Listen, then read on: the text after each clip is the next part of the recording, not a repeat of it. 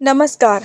कर्ण के जीवन की घटना उस समय से जुड़ी है जबकि कुंती बालिका थी और ऋषि दुर्वासा की सेवा कर उन्हें प्रसन्न कर चुकी थी।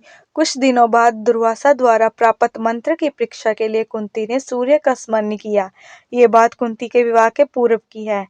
कुंती ने जब मंत्र द्वारा सूर्य का आह्वान किया तब सूर्य देव ने प्रकट होकर कहा, कहो क्या काम है। ये सुनकर कुंती कहने लगी, महाराज मैंने तो आपकी परीक्षा के लिए आपका स्मरण किया था। ये सुनकर सूर्य बोले, हमारा आह्वान कर तुमने हमें बुलाया, अतः कुछ तो मांगना ही होगा। कुंती बोली, जो आपकी इच्छा हो सो दे दो। इस पर सूर्य देवता बोले, तुम्हारे गर्भ से हमारा एक पुत्र उत्पन्न होगा। ये वरदान दे सूर्यदेव चले गए। तब कुंती के गर्भ से कवच कुंडल धारण किए कर्ण का जन्म हुआ। कुंती अब अविवाहित थी, जिस कारण बदनामी के भय से कुंती उसे संदूक में बंद कर गंगा में बहा आई। उस समय गंगा किनारे सूतपुत्र अधिरथ नामक व्यक्ति अपनी पत्नी राधा के साथ गंगा स्नान कर रहे थे। संदूक देख अधिरथ ने उसे जल से बाहर निकाला। संदूक से उसे पुत्र रत्न की प्राप्ति हुई। वह निसंतान थे। बालक को पाकर पति पत्नी प्रसन्न हुए और कर्ण का लालन पालन बड़े लाड प्यार से करने लगे। ये कर्ण के जीवन की विडंबना थी कि सूर्य तथा कुंती का पुत्र होने पर भी उसे यह सम्मान अधिकार नहीं मिला जिसका वह जन्म से अधिकारी था।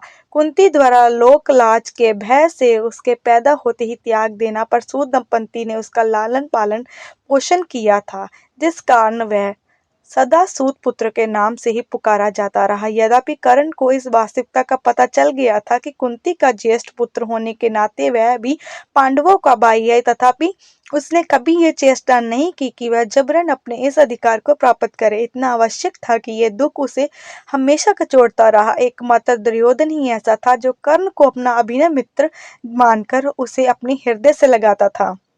उसने कर्ण को अंग देश का राजा घोषित कर उसे उस स्थिति से भी उभारने का प्रयास किया जिसमें कर्ण को सूत पुत्र मानकर है दृष्टि से देखा जाता था। अब ये तो दुर्योधन ही जानता था कि उसे कर्ण से सच्ची मित्रता के कारण स्नेह था अथवा कर्ण की वीरता और पराक्रम के कारण वह उसका हितचिंतक बना था। किंतु कर्ण दुर्योधन को अपना सच्चा मित्र मानकर सच्चे हृदय से सदैव उसकी मंगल कामना किया करता था।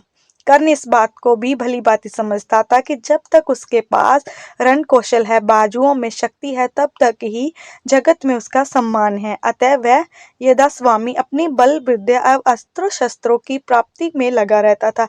एक दिन उसने सुना कि महर्षि जमदग्नि के पुत्र परशुराम जी के अनेकों दिव्य शस्त्रों का ज्ञान है, तो वह उनसे उन दिव्य शस्त्रों का ज्ञान प्राप्त करने का विचार करने लगा।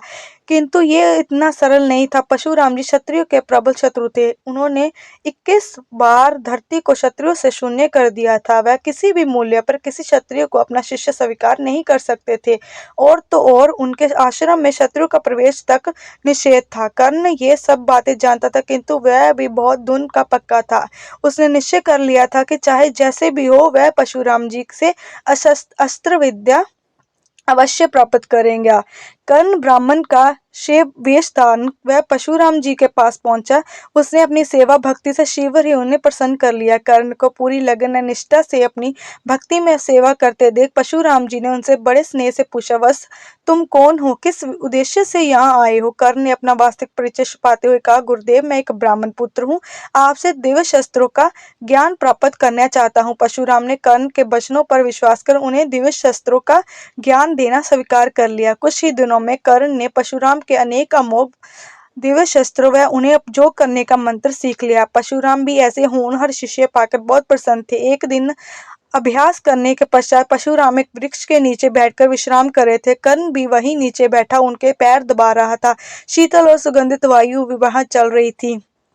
ऐसे में परशुराम को झपकी आ गई। वह भी वहीं बैठे कर्ण की जांघों पर रखकर लेट गए। थोड़ी ही देर बाद एक कीड़ा कर्ण की जांघों पर आ बैठा। कर्ण ने कीड़े को देख ये सोचकर उसे हटाने पर प्रयत्न नहीं किया कि कहीं गुरुदेव की नींद में बिगड़ न पड़ जाए। अगले क्षण कीड़े ने कर्ण की जांघों पर काट लिया। इसके कारण कर्ण को असहन पीड़ा हुई, किंतु वह अब अविचल रूप में बैठा रहा। कीड़े द्वारा काटने स्थान पर रक्त बहने लगा। धीरे धीरे बहता रक्त परशुराम जी के चेहरे तक आ पहुंचा। रक्त का परशुराम जी के चेहरे तक आना था कि उनकी नींद टूट गई। वह हड़बड़ा उठ गए।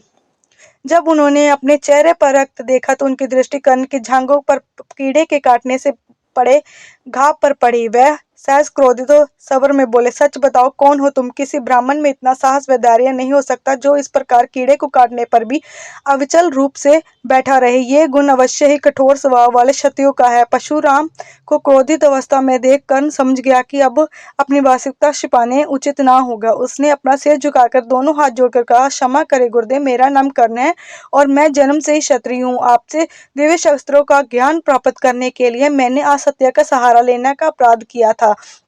यद्यपि परशुराम जी का अत्यंत क्रोध मनुष्य से थे, परंतु कर्ण द्वारा अपराध स्वीकार करने पर उनका क्रोध शांत हो गया। वह बोले, कर्ण, तेरा ये अपराध अक्षम्य है। तुमने मुझसे असत्य वचन कहे, मेरे साथ विश्वासघात किया। तेरे द्वारा अब सत्य बोलने पर भी मुझे तुझे दी गई हुई अपनी विद्या वापस तो नहीं ले सकता, किंतु ये मेरा श्राप है कि तुझे जब भी अपने जीवन में इस विद्या की सर्वाधिक आवश्यकता होगी तब तू इसे भूल जाएगा। लाख चाहने पर भी तू इसका उपयोग ना कर सकेगा। परशुराम के इन वचनों के ने कर्ण को दिव्य शस्त्रों को प्राप्त होने से जो प्रसन्नता मिली थी, ये क्षण भर में ही लुप्त होगी। कर्ण परशुराम से श्रापित हो थका हारा सा उन्हें प्रणाम कर वापस लौट गया। ऐसे नहीं है कि कर्ण एक छली व्यक्ति थे, वह विद्वान और साहसी व्यक्तित्व के स्वामी होने के साथ साथ दानवीर भी था।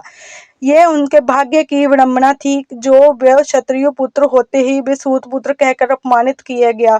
यदि उसे पुत्र की भांति विद्वत स्थान मिलता तब क्यों तो दुर्योधन उसे अंग देश का राजा घोषित कर अपनी मित्रता का झंडा गाड़ता। क्यों एक क्षत्रिय वीर की भांति रंगों में उबलते रक्त के कारण वह परशुराम से शस्त्र ज्ञान लेते हुए हेतु छल करते, और क्यों महाभारत के युद्ध में अपने भाइयों के समक्ष शत्रु के भांति शस्त्र उठाते। यदि वह कुंती पुत्र कहलाते तो द्रोणाचार्य व कृपाचार्य जैसे गुरु उन्हें भी पांडवों व कौरवों की भांति शस्त्र विद्या सिखाते। महाभारत युद्ध में जब कर्ण को अपनी रक्षा हेतु दिव्य शस्त्रों की आवश्यकता पड़ी तब वह परशुराम जी के श्राप के कारण दिव्य शस्त्रों का ज्ञान भूल गया और मृत्यु को प्राप्त हो गया।